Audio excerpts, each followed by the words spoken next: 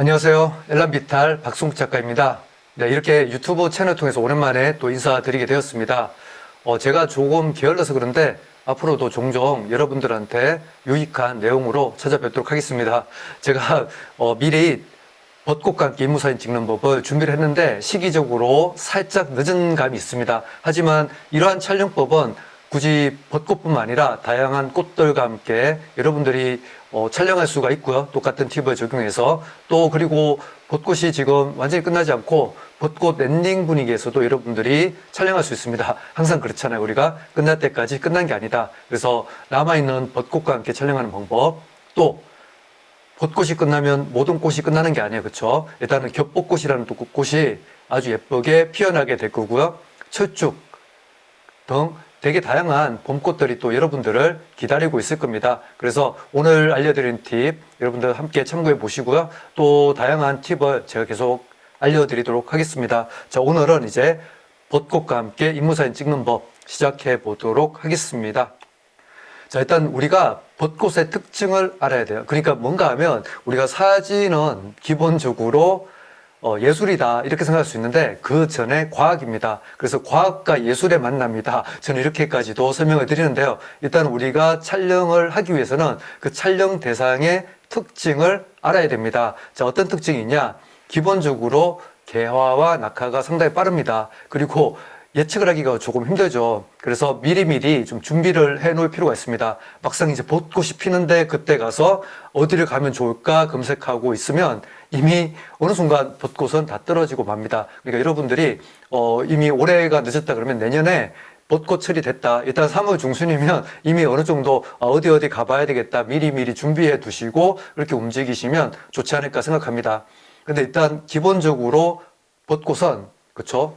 개화 만개가 되면 거의 개화에서 낙하까지의 시간이 그 일주일 정도라고 생각하시면 돼요. 게다가 이제 비까지 오면 더 빨리 사라지죠. 그래서 이런 부분을 생각하시면 되고요. 기본적으로 그런데 이 사진에서도 보시다시피 뭐 충분히 낭만적이지 않습니까? 그쵸? 벚꽃이 완전 만개해야지만 예쁜 게 아니라 이렇게 낙하하는 그쵸? 벚꽃 엔딩이라고 하죠. 이 분위기에서도 충분히 사진을 찍을 수 있다는 점도 여러분들이 참고해 주시면 좋을 것 같습니다. 자, 일단 벚꽃은 특징 자체가 밝은색 꽃입니다. 그렇죠? 기본적으로 밝은 색이에요. 그러다 보니까 여러분들의 카메라가 알려주는 적정 노출 뭔지 아시죠? 스마트폰도 마찬가지입니다. 사진을 찍으려고 했을 때 그 적정 노출로 사진을 찍으시면 당연히 어둡고 칙칙하게 나오겠죠. 그러면 어떻게 해야 되겠어요?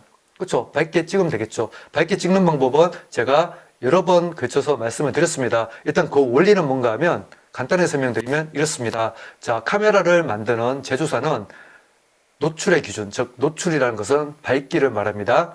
카메라, 즉 사진의 밝기 기준을 어디에 두고 만들겠습니까? 여기 보이는 흰색도 아니고요. 여기 보이는 검정색도 아닙니다. 이 흰색과 검정색을 50대 50을 쓰건 이 그레이, 즉 회색에 맞춰서 만들어져 있습니다. 이 회색을 참고로 말씀드리면 조금 욕 같긴 하지만 18% 그레이라고 합니다. 네, 그래서 18% 그레이 카드 욕하는 거 아닙니다. 네, 이 그레이 카드의 기준을 맞춥니다. 그러다 보니까 어떨까요? 네, 흰색을 찍어도 회색으로 나오고 검정색을 찍어도 회색으로 나오게 됩니다. 여러분들 잘 모르시겠으면 A4 용지 있죠? A4 용지를 화면에 꽉 차게 해서 한번 찍어 보세요. 정말 흰색으로 나오는지 아니면 회색으로 나오는지. 네, 회색으로 나오게 될 거예요. 그러면 그때 해결책은 뭘까요? 그쵸? 밝게 찍으면 되는 거죠. 여러분들의 스마트폰에도 밝게 사진을 찍는 방법이 있습니다. 그쵸? 터치해서 아래쪽에 보이는 전구 모양, 그쵸? 태양 모양을 이렇게 올려서 찍으시면 밝게 찍을 수가 있습니다. 그러면 우리가 칙칙하게 찍은 특히 이제 흰색 계통의 사진을 찍게 되면 이렇게 좀 칙칙한 느낌이 나올 거예요. 왜냐하면 흰색이 아니라 회색으로 찍히기 때문이죠. 그래서 밝게 찍어주면 이렇게 좀 화사한 느낌으로 찍을 수가 있습니다. 자, 이제 곧 피는 겹벚꽃입니다. 역시 벚꽃이죠. 근데 겹벚꽃이에요. 자, 이 꽃도 마찬가지예요. 자, 지금 뭐 느낌은 나쁘지 않은데 약간 칙칙한 느낌이죠. 이건 스마트폰으로 촬영한 사진입니다. 근데 이것을 제가 밝게만 찍었어요. 자, 적정 노출, 카메라가 알려주는, 즉 스마트폰을 들었을 때 바로 보이는 그 장면대로 찍은 사진, 스마트폰을 찍기 전에 터치해서 밝게 카메라면 노출 보정, 그쵸? 노출 보정해서 밝게 찍으면 이렇게 화사하게 나옵니다, 그쵸? 근데 이제 욕심이 여러분들 좀 생길 거예요. 자, 어떤 욕심이 생기죠? 네. 지금 이렇게 어둡게 나온 사진에서는 하늘이 파랗게 나왔는데, 그쵸? 근데 밝게 찍었더니 하늘의 느낌이 사라져서 좀 아쉽다. 물론 하이키 느낌으로 나쁘진 않은데 조금 아쉽다라고 하시는 분들이 계실 거예요. 그렇다면 차라리 이렇게 어둡게 찍고요. 밝게 보정을 하시면 되는 거예요. 여러분들 보정을 하시면 됩니다. 제가 각종 이제 보정 팁도 많이 올려드렸으니까 참고하시고요. 잘 모르시는 분들은 댓글로 질문 주시면 제가 또 어떻게 하는지 다음 영상에 준비해서 또 자세한 설명 드리도록 하겠습니다. 제 엘란비탈 네이버에서 검색하시면 돼요. 그렇죠? 엘란비탈 검색하시면 제가 많은 강좌들을 진행하고 있으니까 또 참고해 주시면 되겠습니다. 자, 그리고 이제 벚꽃의 또 다른 특징. 우리가 초점 맞추면 초점 맞은 범위는 선명하게 나오는데 그 외의 부분이 이렇게 아웃포커스 돼서 날아간다 그러죠. 배경 흐림이 되는 겁니다. 이렇게 될 수가 있습니다. 여러분들의 스마트폰도 마찬가지예요. 인물사진 모드로 사용하시면 이런 느낌으로 찍을 수가 있어요. 자, 나는 스마트폰인데 이런 느낌 나오지 않는다? 아니에요. 여러분들 인물사진 모드를 이럴 때 쓰는 겁니다. 스마트폰의 인물사진 모드는 바로 아웃포커스 모드다. 이렇게 생각하시면 돼요. 간혹 스마트폰에 인물사진 모드가 없다. 이렇게 말씀하시는 분들 계신데 그런 경우는 라이브 포커스라는 기능이 있습니다. 똑같은 기능이니까 같은 거다. 이렇게 생각하시면 되겠어요. 자, 어쨌든 벚꽃은 내가 초점을 맞추지 않으면 이렇게 뭐 흐릿하게 나옵니다. 근데 이 자체도 낭만적이긴 해요. 그렇죠? 분명히 낭만적입니다. 근데 어떤 의미에서 보면 분명히 뭐 예쁘긴 하고 한데 자칫하면 왜 합성하고도 똑같은 거예요. 그 사람 앞에 요즘에 포토샵 아시죠? 클릭만 하면 눕기가 자동으로 따집니다. 그런데 그렇게 눕기가 따진 사람을 여기다가 그냥 보정해버리면 어떻게 돼요? 합성해버리면 이렇게 나오는 거예요. 그래서 조금 뭐 좀 어떻게 보면 제 기준에서는 아쉬운 느낌이 있다. 물론 충분히 예쁘지만 아쉬운 느낌이 있다. 즉 얕은 심도라는 게 여러분들 인물사진 모드를 사용하시거나 아니면 우리가 카메라로 찍을 때 망원 렌즈를 사용하거나 또는 F값을 낮춰서 이렇게 촬영하시게 되면 그러니까 무슨 말인가 하면 F8이 아니라 F2.8, F1.4 이렇게 촬영하시면 아웃포커스가 많이 된다는 거죠. 여러분들이 의도하시면 상관없지만 이 느낌을 내가 원한다 그러면 상관없지만 한번 생각해 볼 필요는 있다는 겁니다. 지금도 보시면 뭐 벚꽃의 느낌은 충분히 나요. 그렇죠? 나는데 뭔가 좀 아쉽다. 그렇죠? 아쉽다. 그리고 또 한 가지 특징이 또 있습니다. 그렇게 아쉬운 정도가 아니라 또 이제 수강생분이 저한테 질문하셨어요. 어떤 질문하셨는가 하면 선생님 벚꽃만 찍으면 이렇게 하얗게 날아갑니다. 어떻게 하면 좋을까요? 이제 날아가는 문제. 벚꽃은 잎이 얇죠. 그리고 강한 빛을 만나게 되면 날아가는 게 당연합니다. 지금 여기서 보면 그래도 조금 날아가지 않는데 태양 쪽을 좀 많이 넣어서 찍으니까 완전 날아가 버리죠. 하이라이트 소실이 많아진다. 이렇게 우리가 표현합니다. 자, 이런 경우에 우리가 좀 난감합니다. 그렇죠? 그래서 이런 경우에 어둡게 찍는 방법도 있는데 그럼 사진 분위기가 완전히 그냥 가라앉아 버립니다. 그렇죠? 하얀색 꽃을 어둡게 찍으면 가뜩이나 회색으로 나와도 칙칙한데 그것보다 더 어둡게 찍어버리면 뭐 거의 여러분들이 그렇게 뭐 보고 싶은 그런 느낌의 사진이 아닐 겁니다. 물론 그렇게 또 디테일하게 찍는 방법은 있습니다. 그거는 제가 좀 나중에 고급적인 사진 팁에서 말씀을 드릴 거예요. 찍는 방법은 있는데 일반적으로 우리의 지금 현재 의도에는 맞지 않다는 겁니다. 그러면 어떻게 해야 될까요? 자, 어떻게 해야 될까요? 그 부분에 대해서 제가 이따가 설명드릴게요. 이렇게 하얗게 날아가는 상황 여러분들 많이 겪었을 거예요. 뭐 어떻게 해야 될까요? 네, 그 부분은 제가 조금 이따가 말씀드릴게요. 그리고 이제 벚꽃은 기본적으로 자, 벚꽃이 있습니다. 어떤 색깔하고 어울리는가 하면 파란색하고 생각보다 잘 어울립니다. 자, 그런데 파란색 하늘가 내가 찍고 싶다라고 하시면 역광이 아니라 순광에서 찍으셔야 돼요. 그럼 순광이라는 게 뭐죠? 네, 태양을 받는 쪽, 그쵸? 태양을 받고 있는 방향으로 찍어야 된다는 거예요. 자, 무슨 말인가 하면, 자, 벚꽃이 있습니다. 그러면 태양이 어디 있어야 되냐? 태양이 내가 찍는 마주보는 측면에 있는 게 아니라, 마주보는 곳에 있는 게 아니라, 내 뒤에 있어야 된다는 거예요. 촬영자 뒤에 태양이 있고, 나는 태양을 등지고 내가 찍는 거예요. 그러면 하늘을 파랗게 찍을 수가 있습니다. 이거 생각보다 중요한 팁인데, 잘 모르시는 분들이 있더라고요. 왜 그런가 하면, 우리 눈에는 봤을 때, 여기도 파란색이고 저기도 파란색이에요. 그러니까 파란색으로 찍히는데 왜 좀 완전히 파란색이 안 나오지? 그거는 태양의 반대 방향에 찍어야지 확실하게 하늘이 파랗게 나온다. 이렇게 생각해 주시면 되겠습니다. 자, 그래서 확실히 이제 파란 하늘과 찍으면 예뻐져요. 자, 그리고 벚꽃의 또 다른 특징이 하나 있습니다. 어떤 특징이 있는가 하면 좀 높은 위치에 있는 벚꽃들이 많습니다. 예전에는 벚꽃이 그렇게 높지 않았는데 얘들도 이제 수령이 오래되다 보니까 특히 유명한 벚꽃 명소들 있죠. 그런 명소들, 특히 이제 뭐 여러분들 많이 아시는 여의도 있죠? 여의도 벚꽃이 어디서 왔는지 아십니까? 그게 원래 창경궁에 있던, 예전에 창경궁이라 해서 동문회 있었죠? 그게 이제 좀 역사적으로 우리가 아픈 이야기도 있죠. 일본 놈들이, 그쵸? 우리 순종이 사는, 그쵸? 거기, 창경원, 동문원을 만들면서 그때 벚꽃을 심었습니다. 근데 나중에 이제 우리가 해방이 되고, 근데 바로 된 것도 아니에요. 해방이 되고 어느 정도 시기가 지난 다음에 그 창경궁에 있던 벚꽃을 다 어디에 심었습니까? 네, 여의도로 옮겨 심은 겁니다. 이제 그렇게 또 알아주시면 역사 공부도 되겠죠. 어쨌든 그렇게 됐고요. 처음에 심었을 때는 벚꽃이 낮았습니다. 근데 그게 점점점 이제 키가 커가지고 지금은 상당히 높게 있죠. 양재천도 마찬가지예요. 처음에는 낮았어요. 근데 요즘에는 제가 가면 갈수록 계속 벚꽃이 높아지더라고요. 근데 일반적으로 벚꽃이 너무 높으면 인물은 여기 있고요. 벚꽃은 여기 위에 있어요. 같이 뭔가 좀 매치를 시키기가 좀 힘들죠. 자, 그래서 이제 이런 부분이 많다. 그래서 여러분들 촬영할 때 이런 부분을 같이 생각해 주시면 좋지 않을까라는 겁니다. 그러면 우리가 이거 같이 한번 해결해 보도록 하겠습니다. 일단 뭐 개화와 낙하가 빠르니까 이거는 계획을 세우자. 그리고 뭐 좀 늦더라도 벚꽃 엔딩도 찍어보자. 이렇게 말씀드리면 되고요. 밝은색 꽃이니까 어떻게 해요? 좀 적중 노출보다는 좀 밝게 찍자. 근데 그게 안 되면 보정으로 해결하자. 보정은 여러분들 무료 보정 앱도 많습니다. 그럼 우리 해결해 주면 됩니다. 근데 이제 일단 기본적으로 우리가 얕은 심도에서 촬영했을 때, 즉 인물사진 모드로 촬영하거나 아니면 망원 렌즈 또는 F값을 낮춰 촬영했을 때 형체가 무너지는 현상. 자, 이거를 한번 해결해 보자는 거예요. 자, 그렇게 형체가 무너지는 것을 해결하기 위해서 첫 번째 방법은 인물의 얼굴과 비슷한 높이에 있는 벚꽃을 찾으면 됩니다. 찾으면 돼요. 아까 말씀드렸듯이 여의도라든지 아니면 양재천의 벚꽃은 높아졌다고 말씀드렸습니다. 하지만 그 중에서도 찾아보시면 이렇게 인물의 머리, 얼굴 근처까지 내려온 벚꽃이 충분히 있습니다. 찾아보시면 있어요.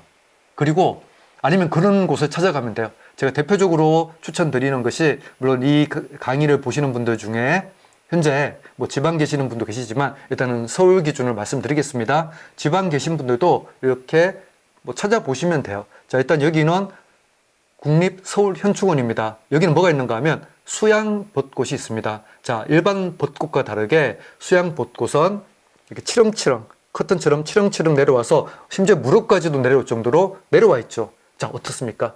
인물 사진 촬영하기에 가장 좋은 조건이 되는 거죠. 아까 제가 말씀드렸듯이 벚꽃이 얼굴 근처에 있으면, 자, 지금 보세요. 아웃포커스가 되더라도, 그렇죠? 뒷부분은 아웃포커스 돼 있잖아요. 하지만 벚꽃과 인물을 같이 찍을 수 있게 된 거잖아요. 그렇죠? 보시면 여기는 평화의 공원이고요. 여기도 마찬가지로 인물과 벚꽃이 같이 있으니까, 그렇죠? 벚꽃도 선명하게 나오고 인물도 선명하게 나오고 있는 것을 볼 수가 있을 겁니다. 자, 여기도 서울국립현충원입니다. 마찬가지로 찾아보면 이 정도 높이에 있는 벚꽃들을 충분히 찾을 수 있다는 거예요. 수양 벚꽃이 아니라 일반 벚꽃도 이렇게 높이, 인물의 얼굴하고 비슷한 높이에 있는 꽃들을 찾을 수가 있습니다. 이건 여러분들이 벚꽃만 촬영할 때가 아닙니다. 뭐 다른 꽃과 함께 찍어도 마찬가지고요. 나뭇잎하고 찍을 때도 마찬가지고요. 그리고 단풍과 함께 찍을 때도 마찬가지로 적용되는 팁이다. 이렇게 생각해 주시면 되겠어요.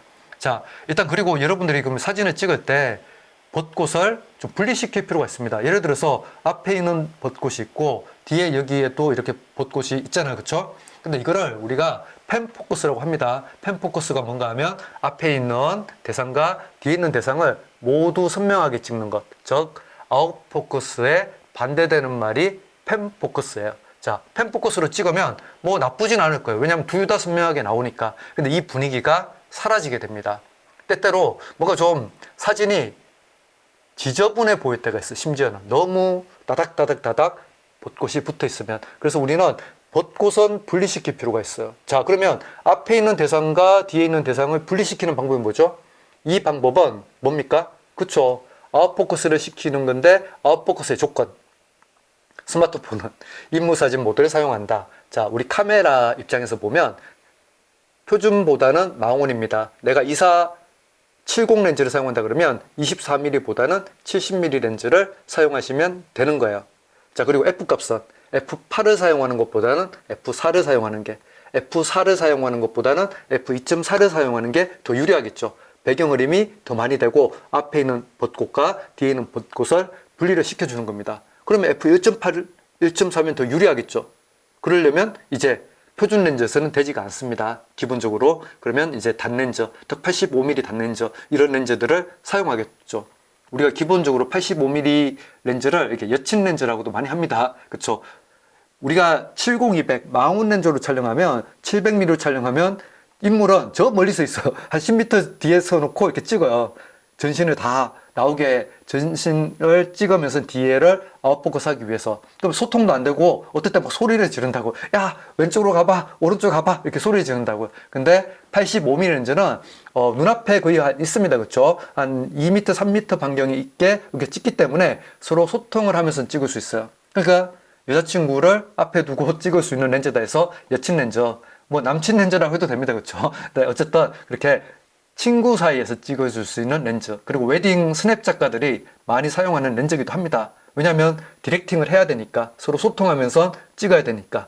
그래서 85mm 렌즈를 많이 사용한다, 이렇게 생각해 주시면 됩니다. 그리고 이런 느낌이 나오려면 일단 망원을 사용해야 되는데, 자 보세요. 우리가 앞에 있는 대상과 뒤에 있는 배경을 분리하는 방법이 이러한 아웃포커스에서도 분리할 수 있지만, 중요한 건 또 색상이라든지 패턴으로 분리하는 방법도 있습니다. 자, 이 사진 같은 경우는 앞에 있는 벚꽃과 뒤에 있는 하늘색이 같이 있기 때문에 분리가 더 잘 되었어요. 근데 같은 조건에서 찍더라도 거의 같은 조건이에요. 근데 색이 비슷하니까 물론 분리는 되었지만 완전히 분리된 느낌이 별로 안 들죠. 자, 이 사진에 비해서 이 사진은 분리가 덜 돼 보입니다. 이 사진은 앞에 있는 벚꽃과 뒤에 있는 배경이 분리가 되어서 보입니다. 그래서 간혹 우리가 이렇게 분리를 시키는 목적을 하셔야 돼요. 사진을 좀 더 확실하게 주제와 배경을 좀 나눠서 보겠다, 이런 의미가 되는 거예요. 답은 아닙니다. 그렇죠? 사진은 답이 없다라고 생각하시면 돼요. 나는 더 붙여서 찍는 이런 느낌 좋아, 그냥 따닥따닥 붙은 느낌 좋아, 그러면 그렇게 하시면 되는 겁니다. 아무도 막지 않습니다. 자, 그러면 이제 우리가 이제 아까 원리를 하나 알았어요. 그쵸? 우리가 찾고 싶은 것은 벚꽃이 인물 주위에 있고, 하지만 뒤에는 벚꽃까지 다 펜포커스에서 다 선명하게 찍고 싶지 않다, 이거잖아요. 그러니까 그러려면 F값을 낮췄어요. 그리고 망원 렌즈를 사용합니다. 그러면 여러분들이 생각을 하면 좀 의아한 게 있을 거예요. 자, 어떻게 의아한가 하면 내가 F1.4로 찍어요. 85mm F1.4로 찍는다 합시다. 그럼 사진을 찍을 때 인물에 초점 맞추면 위에 있는 벚꽃도 아웃포커스 되지 않나요? 그렇죠? 그렇게 생각하시는 분들이 의외로 많습니다. 근데 자 보세요. 우리가 초점은 내가 찍고 싶은 피사체에만 맞는 게 아닙니다. 아시죠? 피사체에 맞는 게 아니라 그 피사체와 같은 거리에 있는, 즉 내 카메라 렌즈에서 거리가 같으면 똑같이 초점이 맞게 됩니다. 이해되세요? 그러니까 제가 이 모델한테 주문한 것은 뭐냐 하면 이 벚꽃 아래 서라, 이렇게 주문한 거예요.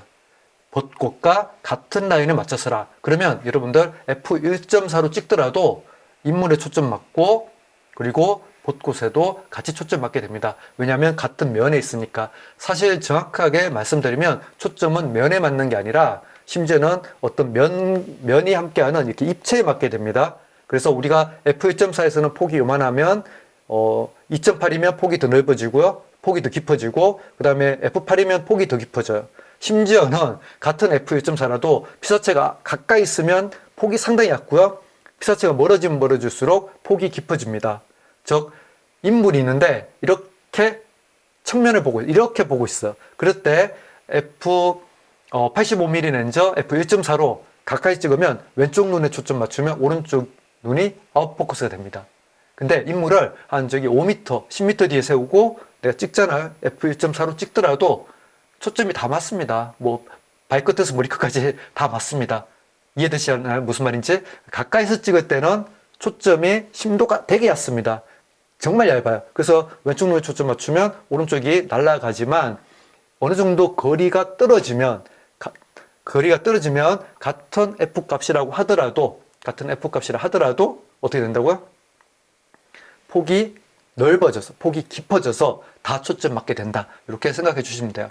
자, 그래서 이제 여러분들이 그것은 촬영하실 때 사실 DSLR보다는 미러리스가 조금 유리합니다.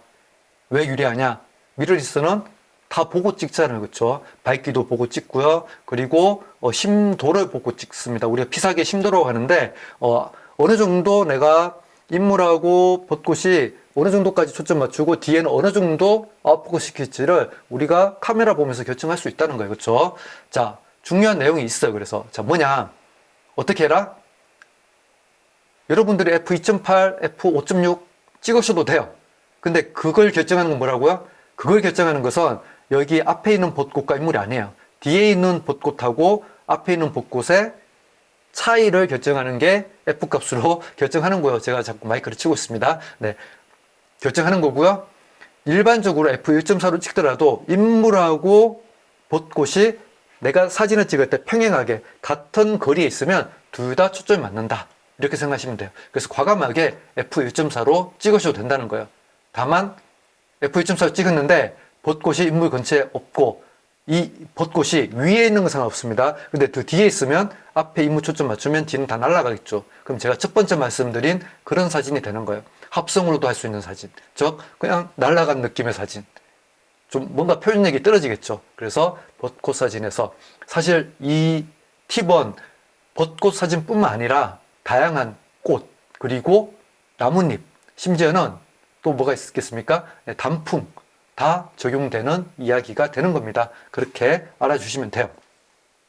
자, 그리고 이제 강한 빛을 만나면 하이라이트가 쉽게 날아간다. 아까 하얗게 날아갔잖아. 너무 밝게 날아가는. 이걸 해결하기 위해서 가장 좋은 팁은 인물을 그늘에 두고 찍는 겁니다. 저는 햇살이 너무 강할 때는 그늘에 찍어요. 그늘에서. 그늘 찍으면 어두워지지 않나요? 어두워지지 않습니다. 지금까지 제 강의 보신 분들은 잘 아실 거예요. 그늘에서도 밝은 그늘이 있고 어두운 그늘이 있습니다. 밝은 그늘 부분에 두고 촬영하면 돼요. 그 때때로 좀 어둡게 인물이 나온다 그러면 뭘 하시면 됩니까? 네, 조명을 사용하시면 돼요. 여러분들 외장 플래시 사용하시거나 또는 반사판 사용하시면 됩니다. 또는 둘 다 없다 라고 하시면 보정을 통해서 밝히시면 돼요. 이 인물 얼굴 이렇게 밝히는 거 전혀 어렵지 않습니다. 잘 모르시는 분들은 제 포토샵 강의 봐주시면 돼요. 제가 뭐 지금 유료로 강좌도 하고 있지만 무료로 올려놓은 그런 강좌도 많으니까 참고해 주시면 되겠습니다. 자, 그래서 그늘이에요, 지금. 자, 같은 공간이 보여드릴게요. 지금은 햇살이 되게 강한 시간이었어요. 그래서 최대한 인물을 그늘에 넣었어요. 근데 그럼 계속 햇살이 강할까요? 태양이 해 질 때까지 강한가요? 아니죠.